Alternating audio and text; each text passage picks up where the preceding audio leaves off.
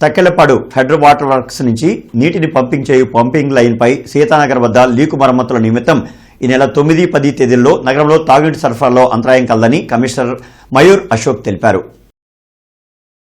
ఈ సందర్భంగా కమిషనర్ మయూర్ అశోక్ మాట్లాడుతూ పైప్ లైన్ మరమ్మతుల పనుల కోసం సోమవారం ఉదయం 6 గంటల నుండి Takkellapadu head water works filtration plant పూర్తిగా నిలిపివేయడం జరుగుతుందన్నారు.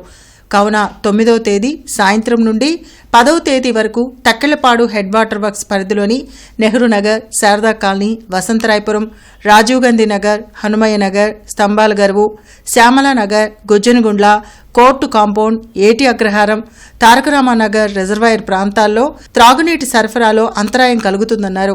11వ తేదీ ఉదయం నుండి యథావిధిగా త్రాగునీటి సరఫరా జరుగుతుందని, కావున నగర ప్రజలు గుంటూరు నగరపాలక సంస్థకు సహకరించి ముందుగా తగిన ఏర్పాట్లు చేసుకోవాలని కోరారు.